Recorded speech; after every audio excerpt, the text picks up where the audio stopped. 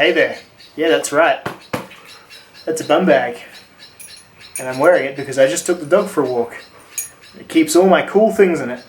So if you want to see what cool things are in my dog walking bum bag, stay tuned for the rest of the video. And if you don't, then get the hell out. So yeah, whilst also highly effective at repelling babes, the bum bag is a really underrated carriage solution for when you're doing simple things like walking the dog. So when I take my dog for a walk, I carry a light backpack that just carries a water bladder in it, and then I carry this with all my tools because they're nice and easily accessible. And there's a couple of things when you're walking a dog that you really don't want to be too far away from your hand, just in case. So I mean, the rest of the gear I'm sporting at the moment is not particularly advanced. I have a hat to wear for sun protection. This is actually a really nice hat. I haven't shopped there for ages, but I got this from the Best Made company just because I was interested in the material the hat's made of. It's called Ventile, and it's like a ripstop that's a little bit nicer even, and it's quite impervious to most things I've found. And it's got a cool leather backstrap adjuster. Best Made's a pretty wanky site, and all of the stuff's really high priced. I wouldn't say it's overpriced. It's all like small batch American sort of stuff, but this hat at least is really, really good. So there's that. But let's look at the bum bag. So the bum bag is a Kathmandu. I don't know what model it is. I got it because I got a coupon for my birthday because I shop there and I'm in their Summit Club or whatever it is. This is like one made for travel because it's got like the hidden, like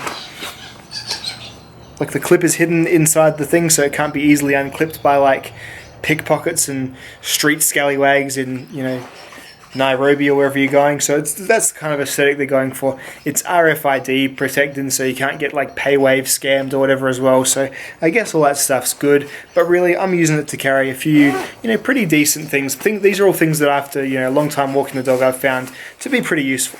So in this little front pocket here, I've got two types of carabiner. So these are like just things to aid in securing Ada to something. So say I can put one of these through the end of her lead and then put the other one around and then, you know, put it around the post and then clip the other one to it. Or it just gives you a few more options when controlling your dog. When you need to like maybe go into a shop or something, or, you know, keep him a bit closer, you can put a second carabiner on the lead and loop the handle over. All sorts of stuff you can do with an extra couple of these. So it's really, really good to have.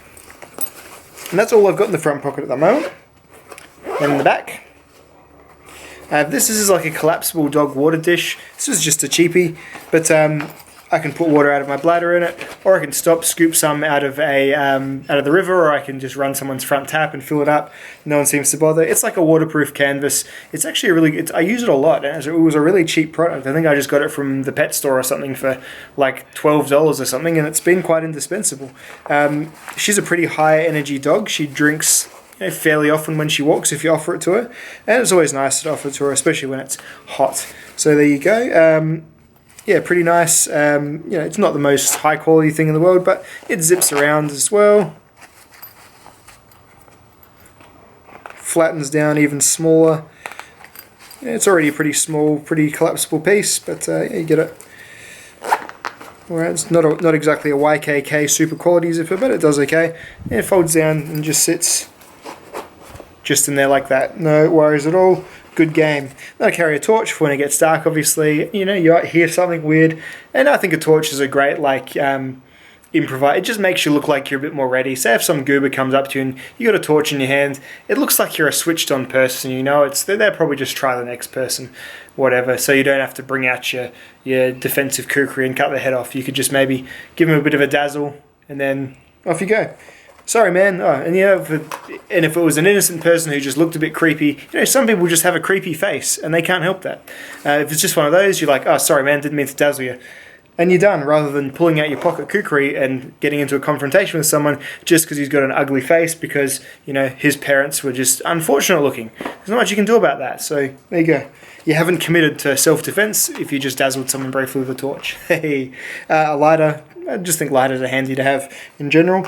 And then I have some Hud Salve. This is good for, it's like an all-around product. It's good for like lip balm. It's good for like if you get chafing or anything like that as well. It's good for if you get like a blister on your heel. It's just good, sort of this pasty stuff. I've had a few tubes of this in the past. You have to order it straight from them, but it's good. It's like a scentless and tasteless kind of balm. I don't like the balms with like the flavors and the scents in them and things like that. It's good. It's simple stuff.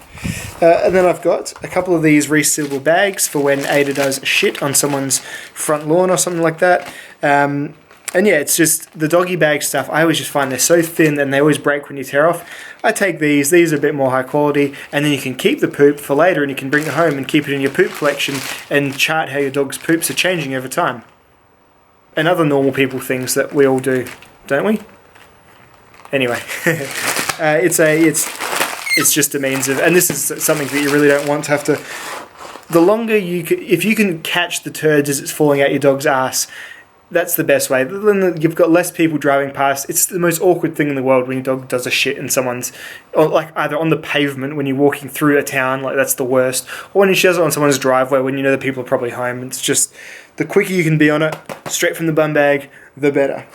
And then lastly, I carry my Leatherman Charge, or depending on which is around, usually the Leatherman Charge, sometimes a Victorinox Explorer.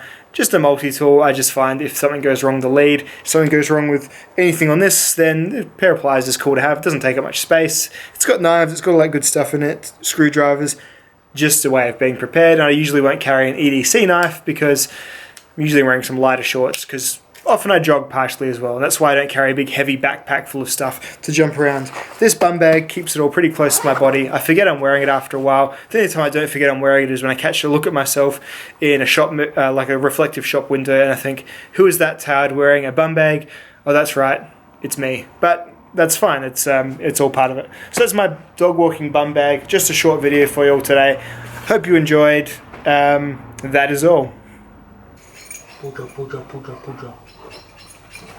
Booga, booga, booga, booga.